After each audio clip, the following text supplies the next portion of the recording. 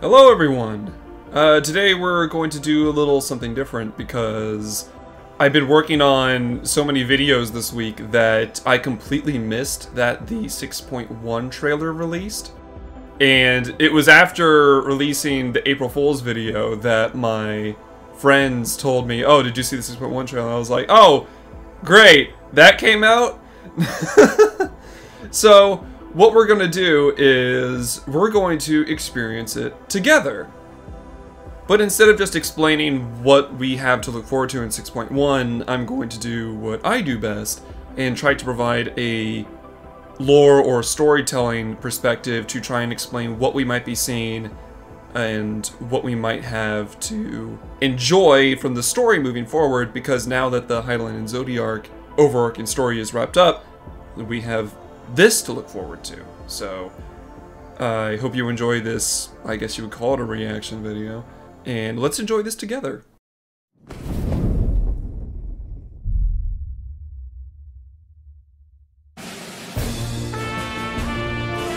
It's so much quieter these days without everyone around. Not that I'm pining for your return, you understand. I have my sources, and I know that each and every one of you is doing well and keeping busy with your endeavors. Okay, already there's a few things we can take from this. When the Endwalker final cutscene showed the Scions of the Seventh Dawn breaking up and disbanding, I figured there were two directions they could take the Warrior of Light / cast that we've come to know and love over the years. Number one, they could have simply disbanded, but decided that the Warrior of Light and their friends are more or less still operating as a unit, still in tight communications. Like, sure, they're not an organization anymore, but as friends, they still do things together, like adventure, research, what have you, all the time. So it kind of begs the question, why did they disband in the first place? And the easy answer is they disbanded because the Scions grew too large. The Scions of the Seventh Dawn became so huge that they were able to influence entire countries into giving them massive amounts of resources worth millions upon millions of gil to save the world. That's huge. So when it comes to any large organization or business in the world, there are people that are likely to try to abuse that power, take advantage of it, or corrupt it. And honestly, since the world was saved, the Scions made the right move. They disbanded and made it so that any power they did have could not be tampered with. But, as you can see, disbanding doesn't look like it got in the way of them still going out and spending time with each other and working as a unit, at least with the Warrior of Light. Because if they dedicated entire cutscenes to these variety members of the Scions of the Seventh Dawn, it tells me that the Warrior of Light is kind of at the moment going between each of them and talking with them one-on-one. Or maybe this is the kind of thing where it says, like, oh, meanwhile, and yada yada, so-and-so is talking to so-and-so, and they could be doing that too. I'm kind of rambling. I'm going to loop back to what I was talking about a moment ago.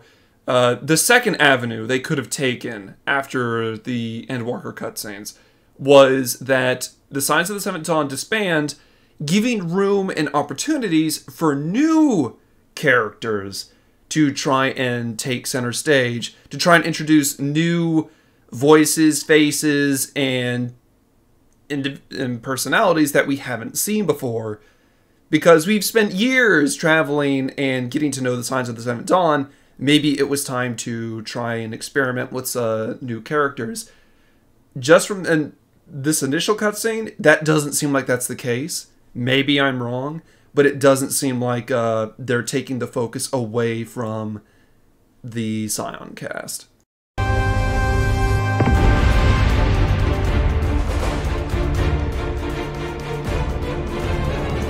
This map is the key to fabulous riches.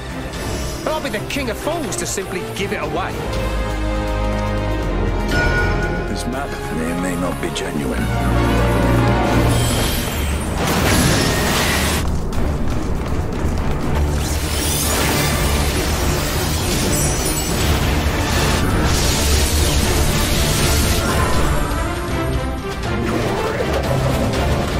Okay, full stop. I love that they are twirling.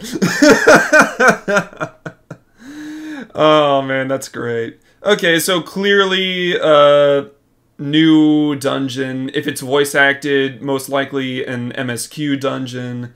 So we have that to look forward to. Makes sense. And since it's apparently a treasure map, maybe that's what Ritra wanted to talk to Estinian about. Maybe now that his country has the chance to finally recover and regrow from the troubles of the final days, Thavnair needs a sort of, I guess you would call it a financial or economic boom. And what better way to do that than some sort of long-lost who's and what's it?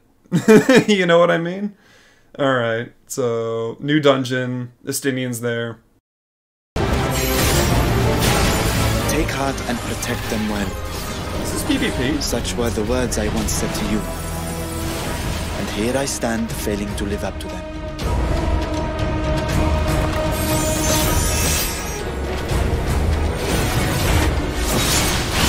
Okay, yeah, this looks like PvP. But no, that's cool. I mean, Final Fantasy XIV isn't super well known for its PvP, which is fine.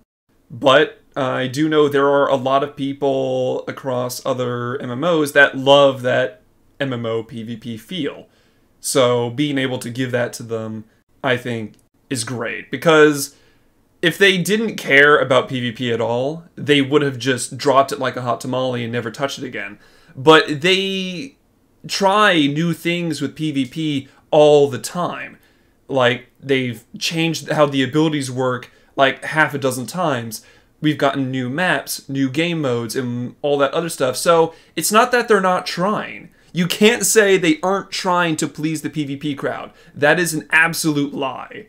But I might try this out when 6.1 comes out. Because I did actually have a time in my 14 career where I did play tons of PvP. But that was before some of the massive changes happened. And the self-heals became a thing. Because now, whenever I try to 1v1 someone, they're practically immortal. And unless you're a burst class that's able to instantly melt them, they're probably going to sprint and run away. No, I'm not jaded at all. What are you talking about? Moving on. As you know, I've been researching ways to travel from the source to one of its reflections.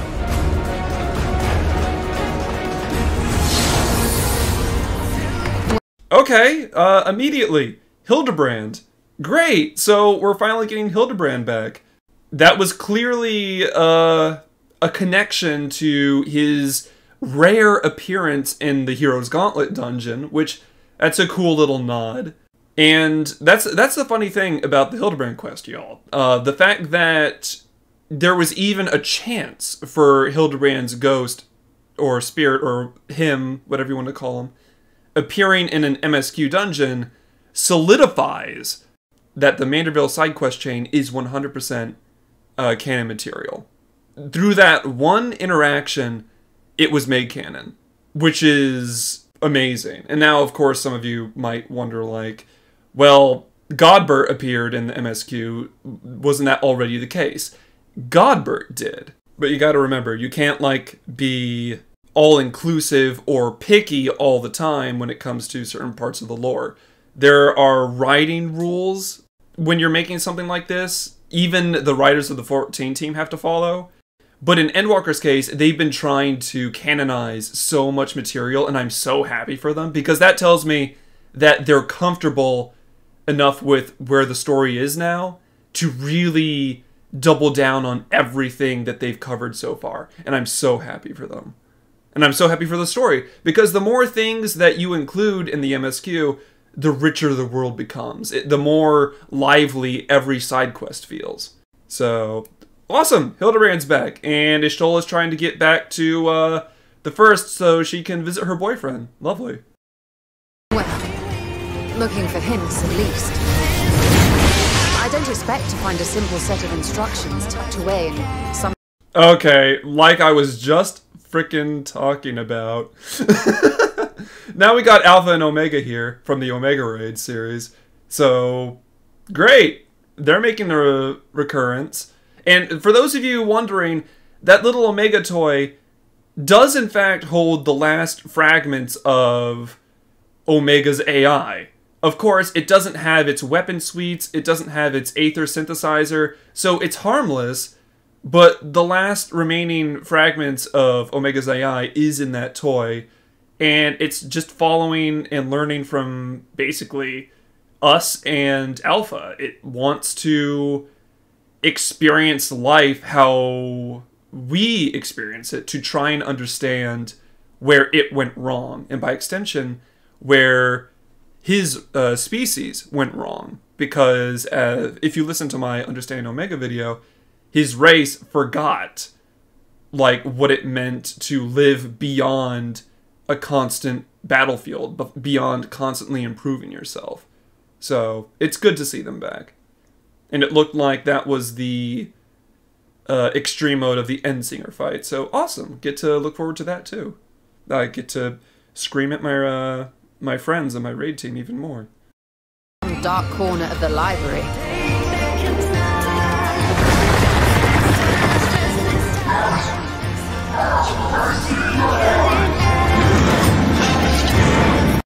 Okay, I have no idea what that voice was trying to say.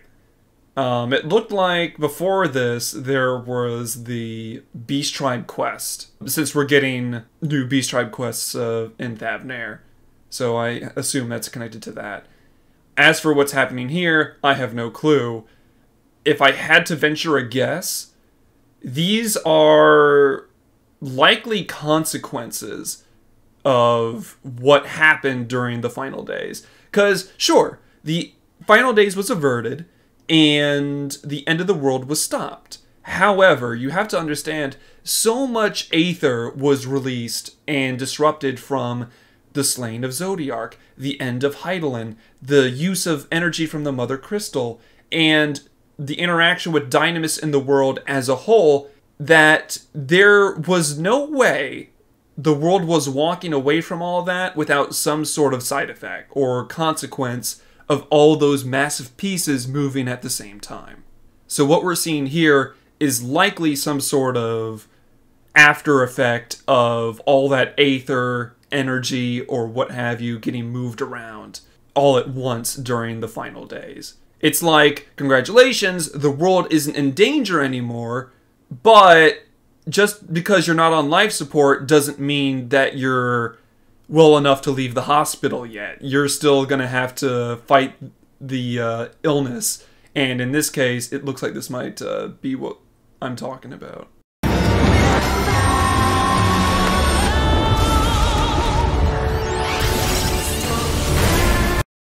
Okay, hello, Burgot, or Byrgot, or however you want to pronounce it. So, focusing on what we're seeing here, this is clearly Burgot of the 12, the craftsman of the 12, and I am so excited for this raid series because the 12 are something that we've talked about and had, like, influences of since 1.0. It has been so long that we've gotten nothing really concrete on the 12 for so long. And now, finally, we get to interact with, fight, or what have you is going on with them in this raid series. Now, clearly we're fighting them. Clearly. But the question is, why? Is the deity we're looking at in front of us a primal? If so, then yes, it needs to be put down. But if so, who summoned it and why? And this is going to be so exciting to talk about. But if anyone needs a refresher on the 12 deities of Eorzea, I did an entire video covering their history, their lore, and what to expect from them. So once you're done watching this trailer and you want to get a quick primer on the 12, I'll leave it a link to that video in the description of this video. Go and watch it. My friends and I put a lot of work into that thing, and even though it was one of my earlier videos and I have some notes for myself after making that, I'm still really proud of how it came out. So go watch it. Witness the glory of the divine.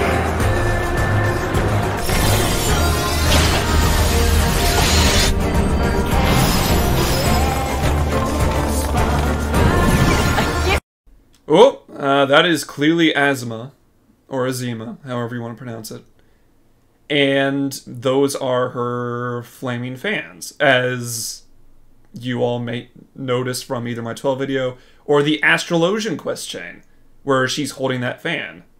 She is the sun goddess and wife of Thaliak.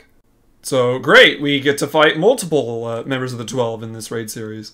Just slave for our children.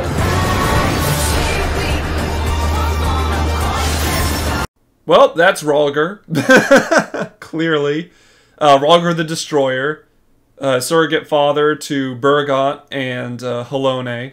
And ultimately the servant of the Spinner. So we get to fight the Destroyer too. Lovely. I think Alabigo would have some words about that, but it's a little late for all that now. So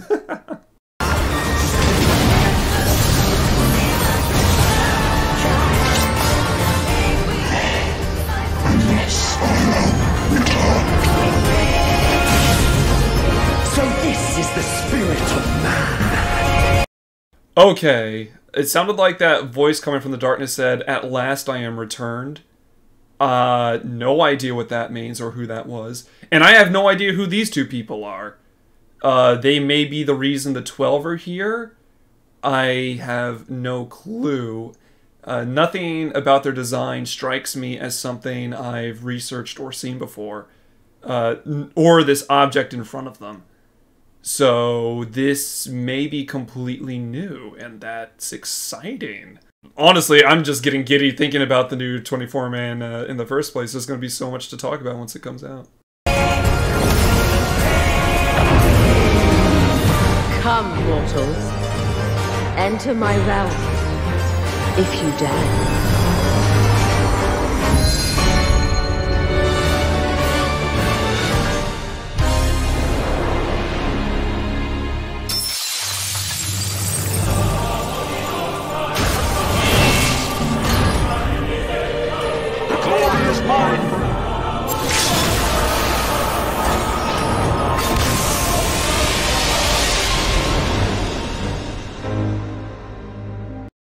Okay, so that was the entire trailer. And we got the new ultimate for all you people looking for a reason to scream at your screen for another...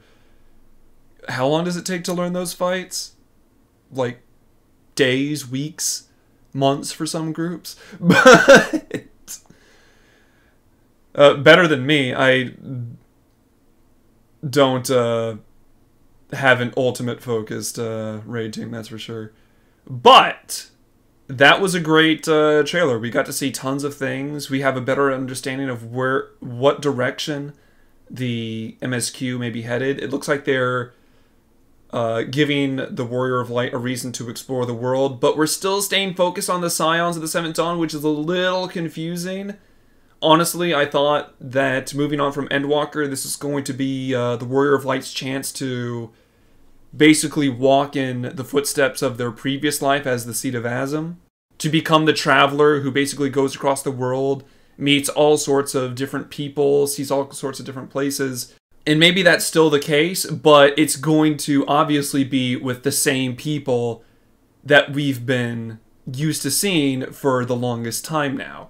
Which, I don't know, maybe I was expecting too much. Maybe I was hoping that we would see new characters and have new interactions like right after Endwalker's End and the Scions disbanding. But there are tons of things to obviously look forward to here. We get to understand what each and every Scion is doing more thoroughly, how the Warrior of Light's new whimsical or laissez-faire attempt at traveling is affecting them. We get to learn more about what's going on with the 12. We get to fight them. That's going to be extremely fun. We likely get to see what consequences there are for the world after Zodiark's defeat, Heidelin's dispersal, and all sorts of other stuff. So I am extremely excited. But I hope you enjoyed spending some time with me watching this trailer. If you haven't just watched it for yourself and without me rambling, by all means, go do it. Because honestly, there's one thing I gotta give Yoshi P and his team. They know how to hype up material.